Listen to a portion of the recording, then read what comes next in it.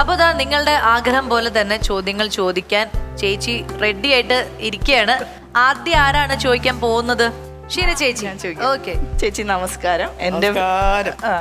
ചേച്ചി ഒരു സൂപ്പർ അമ്മ, ഒരു സൂപ്പർ അമ്മായിയമ്മയാണെന്നൊക്കെ നമുക്കറിയാം. അപ്പൊ വലിയ ചേച്ചിയുടെ അമ്മയെ കുറിച്ചിട്ട് ഞങ്ങളോടൊന്ന് ഷെയർ ചെയ്യാമോ? എൻ്റെ അമ്മയാണ് ഞങ്ങളുടെ കുടുംബത്തിലെ ഏറ്റവും, ഞാൻ പറഞ്ഞ, ഒരു മാതൃകയാക്കി ഞാനൊക്കെ കൊച്ചിലേ മുതൽ കൊണ്ടു കിടക്കുന്നത്. കാരണം വളരെ ചിട്ടയായിട്ടുള്ളൊരു ജീവിതം പഠിപ്പിക്കുക, ആൾക്കാരോട് എങ്ങനെ പെരുമാറണമെന്ന് പറയുക, എന്തെല്ലാം നമ്മൾ ജീവിതത്തിൽ ഉണ്ടാക്കിയാലും നമ്മൾ വളർന്നു വന്ന സാഹചര്യം, പാരമ്പര്യം, തറവാടിത്തം, ഇതൊന്നും കളയലേ പോലെ എല്ലാവർക്കും അറിയാം നമ്മൾ ആരായിരുന്നത്. അപ്പം അതനുസരിച്ച് ജീവിക്കുക. ഇങ്ങനെയൊക്കെ ഒരുപാട് നല്ല പാഠങ്ങൾ പറഞ്ഞു തരും. അപ്പം അങ്ങനെ എൻ്റെ മുത്തശ്ശനും പറയും, അവൾ പറയുന്നതൊക്കെ സത്യമാണെന്നൊക്കെ പറയും. എല്ലാ കാര്യത്തിനും അമ്മയുടെ അഭിപ്രായം ചോദിച്ചിട്ട് ഞങ്ങളൊക്കെ ചെയ്യത്തുള്ളായിരുന്നു. അമ്മ ഒരു മാതൃകാ മങ്കയായിരുന്നു സത്യം പറഞ്ഞിട്ട്.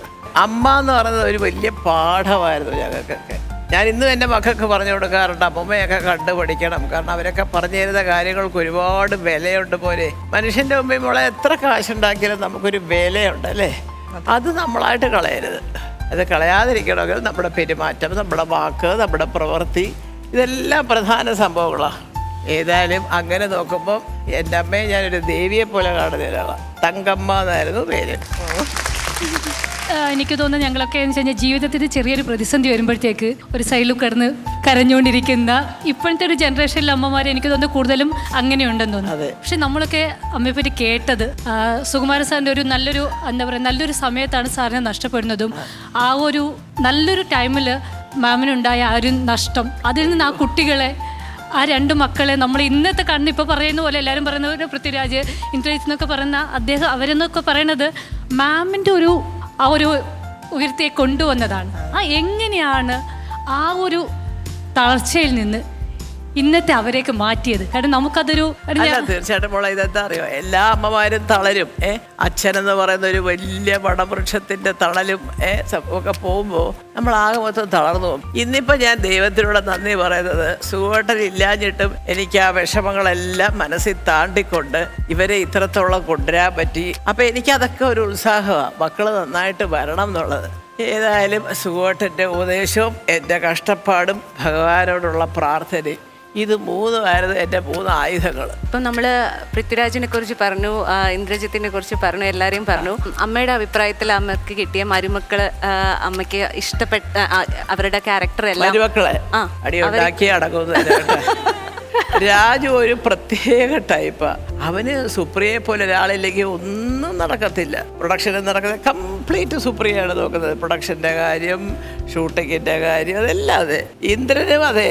ഈ പൂർണ്ണനെ പോലെ ഒരാളെ നിനക്കൊന്ന് നോക്കിക്കൂടെ, എനിക്ക് ഷൂട്ടിംഗ് ഉണ്ടെന്നൊക്കെ പറഞ്ഞ് ഒരു ബേസിക് ആയിട്ടുള്ള ക്ഷീണം കൊണ്ടുള്ള ഒരു മടിയുണ്ടല്ലോ രാത്രി വരുമ്പോൾ. അപ്പം ഞാൻ നോക്കുമ്പോൾ ഇവർക്ക് രണ്ടുപേർക്കും ഒരു മടിയില്ല, എല്ലാ കാര്യങ്ങളും ഒക്കെ ചെയ്തോളും. മക്കളും അതെ, അച്ഛാ പറഞ്ഞൊക്കെ നടക്കും. അപ്പം എൻ്റെ ഒരു വിചാരം എന്താ വെച്ചാൽ, ഒരു പക്ഷേ ചിലപ്പോൾ ദൈവം അറിഞ്ഞു കൊടുത്തായിരിക്കും. എല്ലാ കാര്യങ്ങളും നോക്കാൻ അറിയാവുന്ന 2 മക്കളും ഇല്ലായിരുന്നെങ്കിൽ എൻ്റെ ഗതി എന്തായിരുന്നു. അപ്പോൾ അതുകൊണ്ട് രണ്ടുപേരും വിടുക. എനിക്ക് വസതില്ല അങ്ങനെ എടുത്ത് പറയാനുള്ളൊരു ഡിഫറൻസ് കിട്ടുന്നില്ല എന്നുള്ളതാണ് സത്യം. രണ്ടുപേരും 2 തരത്തിൽ, രണ്ടുപേരും 2 തരത്തിൽ വിടുക തീർച്ചയായിട്ടും. അത് അമ്മ ഈ ഇന്ദ്രജിത്തിന്റെ കല്യാണം കഴിഞ്ഞതിന് ശേഷം പൃഥ്വിരാജിന്റെ കൂടെ ആയിരിക്കില്ലേ നിങ്ങൾ രണ്ടുപേരും? അപ്പോ ഈ പൃഥ്വിരാജിന്റെ കല്യാണം കഴിഞ്ഞതിന് ശേഷം അമ്മയ്ക്ക് എപ്പോഴെങ്കിലും ഈ മകന്റെ സ്നേഹം കുറച്ച് കുറഞ്ഞു പോയിന്നോ അല്ലെങ്കിൽ മിസ് ചെയ്യുന്ന പോലെയൊക്കെ തോന്നിയിട്ടുണ്ടോ? എന്താന്ന് വെച്ചാൽ എനിക്കൊരു കുഴപ്പമുണ്ട് സത്യം പറഞ്ഞാൽ. ഈ മരുമക്കളെ കുടിച്ചത് മോളെ രാവിലെ ഒരു കാപ്പി കിട്ടുമോ, ഇതൊന്നും എനിക്ക് പറ്റത്തില്ല.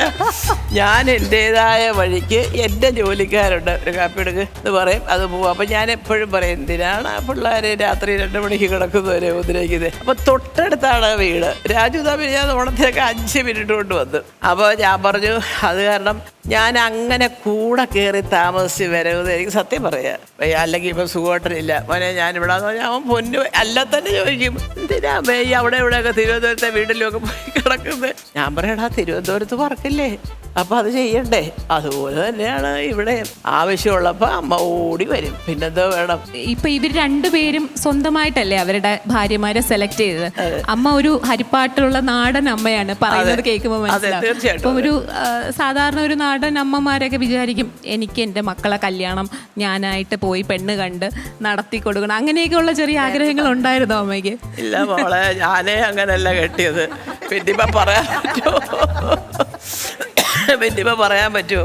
അതല്ല, എല്ലാ അമ്മമാർക്കും ഒരു ടിപ്പിക്കൽ അമ്മമാർക്ക് ഉണ്ടാവുമല്ലോ, എന്റെ മോന്റെ കല്യാണത്തിന് ഞാൻ ഇങ്ങനെ പോണം, പെണ്ണ് കണ്ട് അവനെ ഇഷ്ടപ്പെട്ട പെണ്ണിനെ കാണുമ്പോൾ അങ്ങനെ ചോദ്യങ്ങൾ ചോദിക്കണം, പിന്നെ നിങ്ങളുടെ വീട്ടിലൊരു ഡിസ്കഷൻ, പിന്നെ വരുന്ന പെൺകുട്ടി ഇങ്ങനെയായിരിക്കണം, അങ്ങനെയൊക്കെ ഒരു എന്തെങ്കിലും അതൊക്കെ അങ്ങനെയുള്ള ഡിസ്കഷൻസ് ഒക്കെ ഉണ്ടായിട്ടുണ്ട്. ഞാൻ പറയാം, രാജു എന്താണ്, അപ്പൊ അവരെ കൊണ്ടുവരും, കുട്ടിയെ കാണിക്കും, പിന്നെ കുട്ടിയുടെ അച്ഛനും അമ്മയും കൂടെ വന്നു, പിന്നെ എന്റെ ചേട്ടൻ അമേരിക്കയിൽ നിന്ന് വന്നപ്പോൾ ഞങ്ങളൊന്ന് അങ്ങോട്ട് പോയി ഒന്ന് കാണാന്. അത് തന്നെ. പിന്നെ ഇന്ദ്രനെ കുറച്ചുകൂടെ ഞാൻ പൂർണ്ണമായിട്ട് പരിചയമുണ്ട്. ഈ പെയ്തൊഴിയാതെ എന്ന് പറഞ്ഞ സീരിയലില് അഭിനയിച്ച. അപ്പൊ അത് കാരണം ഞാൻ ഈ പറഞ്ഞതുപോലെ അത് അവരുടേതായ ഒരു ഇഷ്ടത്തിന് അങ്ങ് വിട്ടുകൊടുക്കുന്നതല്ലേ നല്ലത്. അമ്മ അല്ലാതെ അങ്ങനെയൊന്നും ആഗ്രഹിച്ചിരുന്നില്ല? അത്യാവശ്യം കഞ്ഞി കുടിക്കാനൊക്കെ എൻ്റെ ഉണ്ട്. അതിപ്പോ ഒരുപാട് ക്യാരക്ടേഴ്സ് ഉണ്ട്. വിൻസെന്റ് മാസ്റ്റർ, വയനാടൻ തമ്പാന്, പിന്നെ ഞാൻ എല്ലാ സംവിധായകരുടെ ഞാൻ അഭിനയിച്ചിട്ടുണ്ട് കേട്ടോ. വലിയ വലിയ പ്രശസ്തരും പ്രഗത്ഭരുമായ സംവിധായകർ. പക്ഷേ എങ്കിലും KG ജോർജിൻ്റെ സ്വപ്നാടത്തിനാണ് എനിക്ക് മികച്ച രണ്ടാമത്തെ നടിയെന്നുള്ള അവാർഡ് കിട്ടുന്നത് സ്റ്റേറ്റ് ഗവൺമെൻറ്റിൻ്റെ.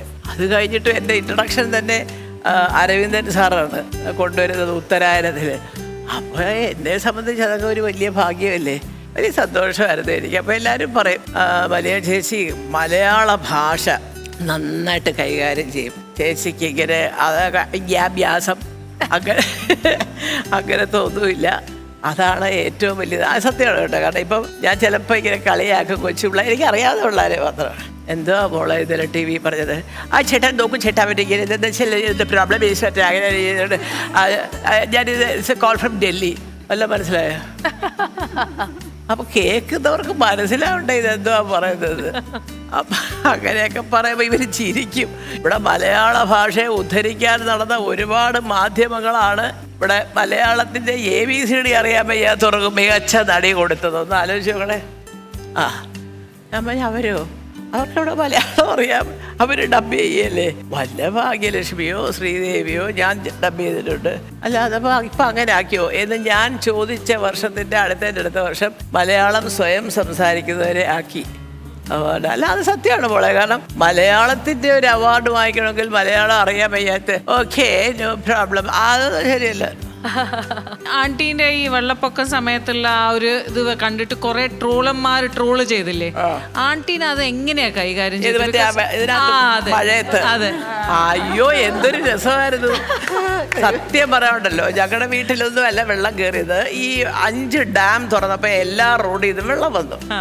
അയ്യോ, അപ്പോൾ അവിടുന്ന് പെട്ടെന്ന് ഗവൺമെൻറ് വിളിച്ചു പറഞ്ഞു, മാഡം ഞാൻ പറഞ്ഞില്ല എനിക്ക് വീട്ടിൽ അപ്സ്റ്റെയർ ഉണ്ടല്ലോ, അല്ലെങ്കിൽ ഞാൻ എൻ്റെ ചേട്ടൻ്റെ ഫ്ലാറ്റിൽ പോയിരിക്കാം എന്നൊക്കെ പറഞ്ഞ് ഞാനങ്ങ് പോയി കഴിഞ്ഞിട്ടാണ് ഇവര് ഇമാതിരി കാര്യങ്ങളൊക്കെ. അപ്പം ഞാൻ എന്നാൽ ശരി വണ്ടി എടുത്ത് അവിടെ കൊണ്ടിട്ട് ഞാൻ അങ്ങോട്ട് വരാമെന്ന് പറഞ്ഞ് ഇത് കയറാൻ പോയപ്പോൾ ഞങ്ങളുടെ ജോലിക്കാർ വീഴും, ചേച്ചി വെള്ളത്തിൽ വീഴോ ചേച്ചി. ഞാൻ പറഞ്ഞു നിങ്ങൾ ഇവരുടെ ബോട്ടിൽ പോയി, ഫയർഫോഴ്സുകാരുടെ ഒരു ബോട്ടുണ്ട്, ഞാൻ ഇതിനകത്ത് ഒറ്റയ്ക്ക് വരാം എന്ന് പറഞ്ഞാൽ ഞാനിങ്ങനെ കൈയൊക്കെ വെച്ച് ഇരുന്ന് നല്ല ജോളിയിലും. എനിക്ക് അപ്പോഴേ അറിയാം അവിടെ ചെല്ലുമ്പോൾ ഒരു 10 പേരെങ്കിലും ഫോട്ടോ എടുക്കുന്നതൊക്കെ എനിക്ക് തന്നിട്ട്. പക്ഷെ അതുകൊണ്ട് പറ്റിയെന്താ അറിയാം ശ്വേത, പിറ്റേ ദിവസം മല്ലിക സുകുമാരൻ്റെ ലംബോർഗിനി എവിടെ, അതെവിടെ, ഇതെവിടെ, മറ്റേതെവിടെ.